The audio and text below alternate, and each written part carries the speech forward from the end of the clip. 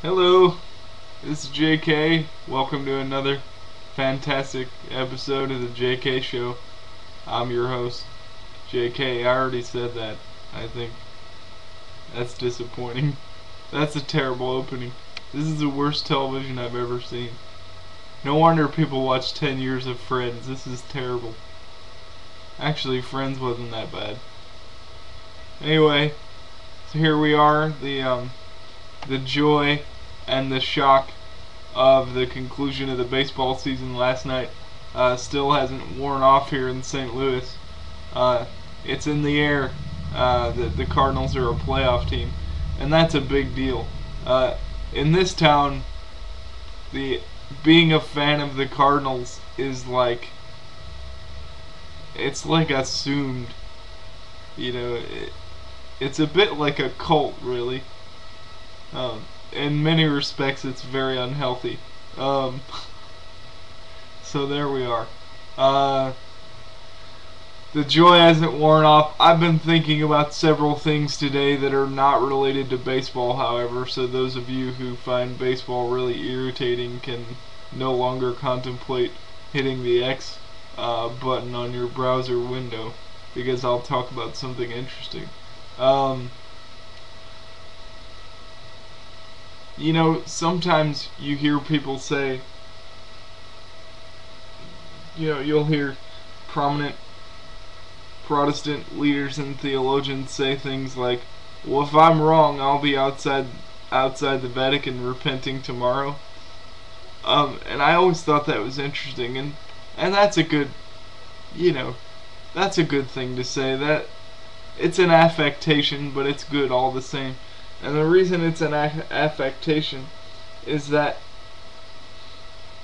the way I see it, you either have to have an infallible hermeneutical process, in which case your fundamental disagreement with millions upon millions of other Christians using the same hermeneutical process becomes a problem that must be solved, or you have an infallible church. But you have to choose. But the interesting thing about Sola Scriptura is that if it's really true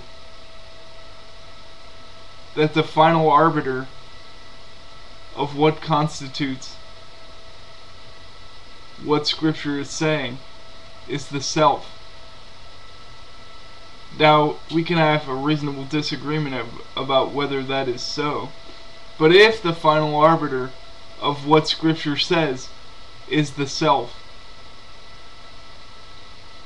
then there's no scenario where I have to rethink whatever interpretive judgments I've already made is. It makes no sense to say, if I'm wrong, I'll be outside the Vatican tomorrow, because the final arbiter of whether I'm wrong is me. So it'll never actually happen. Isn't that interesting? Now, that may not be fair, I don't know. But I'm looking for something objective. What is going to objectively determine the validity of my hermeneutical process? And that brings us to the other fun question. What is an ecumenical council? Because it seems like, well, if you're Protestant, especially if you're Reformed, you just say, councils may err, and that's the end of it. So you don't have to worry about it. In a Catholic ecclesiology, we use that term broadly to include the Orthodox as well. What constitutes an ecumenical council is a really important question, because the councils are infallible. They have to be. That's one of the means that guarantees the church's infallibility. So that's not a minor question. So what is it? It seems like You know, I haven't read Callisto Swear, so maybe I need to do that. But it seems like we can't get a clear answer as to what an ecumenical council actually is from that side of things. Maybe no one knows. And that's a problem, because you end up having basically a Catholic ecclesiology and soteriology, but you have a Protestant view of history again, since the individual or some group of individuals is becoming the arbiter of when the councils were correct and when they screwed up. So that's not helpful. Can I say screwed up on a Christian webcast? I just did. I'm behind in my TV watching. I didn't see who got voted off of Dancing with the Stars the other day. I am interested to see, because I'm gonna root for Chynna Phillips for all it's worth. Why? Because she's attractive, and Wilson Phillips' songs were addictively catchy back in 1990 when I was a youth, and I'd be lying if I said I didn't know the words to some of their songs, because I do. So probably just turned in a few man cards on that one, but I don't care. You weren't born in 1980, you don't know what this is like over here. 1990 was a strange year where pop, top 40, and adult contemporary were the exact same thing for quite some time. There's about a 5-year period where you know, you could hit the charts and be Madonna, or you could hit the charts and be the top of the charts and be Michael Bolton. So it was a good time. And Michael Bolton rules, by the way. I don't know if you know that. It started as kind of a campy thing, because he was on Dancing with the Stars, and it's like, oh, haha, Michael Bolton, and wow, he was terrible. So, like, you know, after he got voted off, it was like, oh, free Michael Bolton, boo, bad call, we want Michael Bolton back.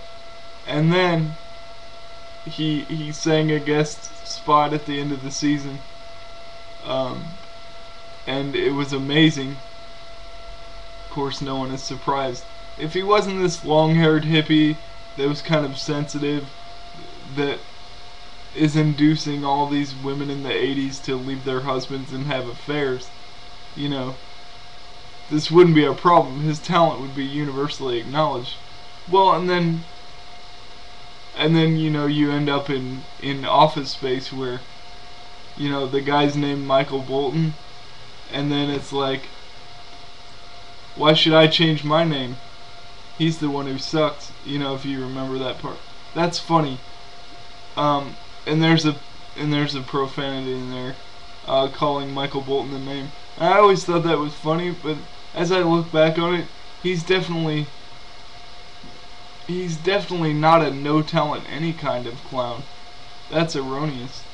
So anyway, I think I should do something constructive. You know, yeah, that'd be good. What am I gonna talk about? I think I need to read some more E.E. Cummings too, because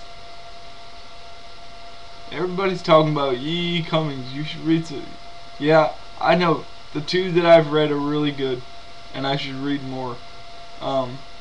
Because if somehow you can use letters all wrong and use punctuation and typesetting all wrong, and it still end up being a good poem, you might actually know what you're doing. I don't like that. You know, the reason I didn't like E.E. Cummings at first is because I'm a conformist. I don't even like to spell things wrong. I hate it. Did you know that no one is 2 words and not 1 word? Did you know that? I didn't know that.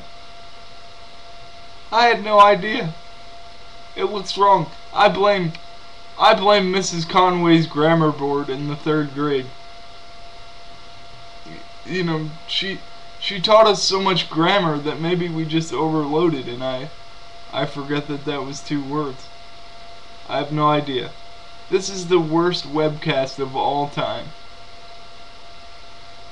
I should give up and start over. What am I doing here? What's my motivation? This is worse than an episode of Ricki Lake. Was that out loud? Ricki Lake's on Dancing with the Stars. You know, in my youth I found her attractive as well. Can I say that?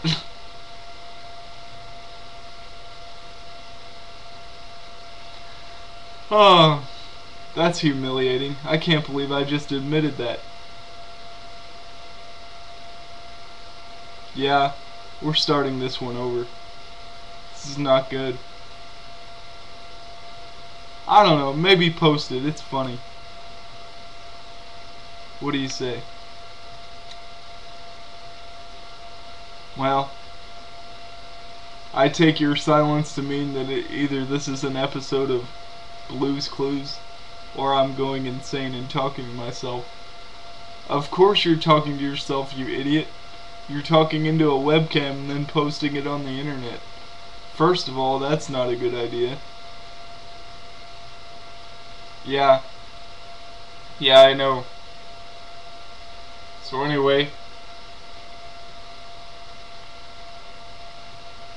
isn't it kind of sad? I've been loosely paying attention to the presidential nomination shenanigans on the Republican side, and I missed the Fox News debate last Thursday. What kind of Republican am I anyway?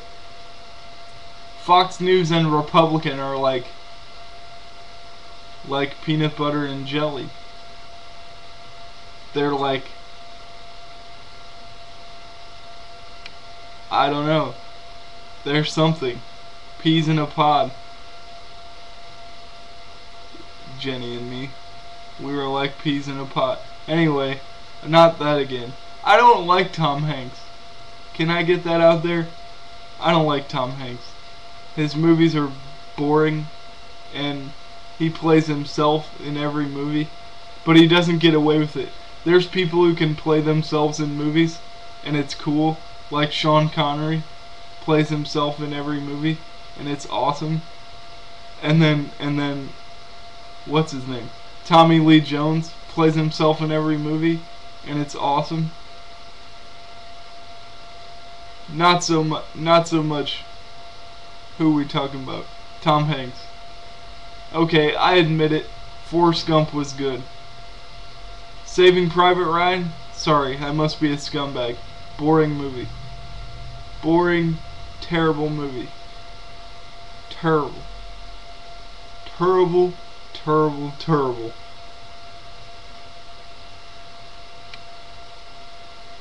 I didn't know what the point was. I didn't know what the point of Saving Private Ryan was. I just wanted to go, wow, sucks for these guys. Maybe it just means that I'm a dirtbag, and I have no concept of the sacrifice made by our ancestors. Sounds like too strong of a word for like 2 or 3 generations or whatever it is now. But really, maybe this all comes from my cynical, embittered reevaluation of the wisdom of the American Empire. It seems like we're being bludgeoned into accepting, well, of course we invaded another country, and of course it's good, 'cause we're good, yada yada, blah blah blah. But no one else does that. Anyway, I have about 20 seconds, so I wish you peace and long life. Have a good day, guys. Bye.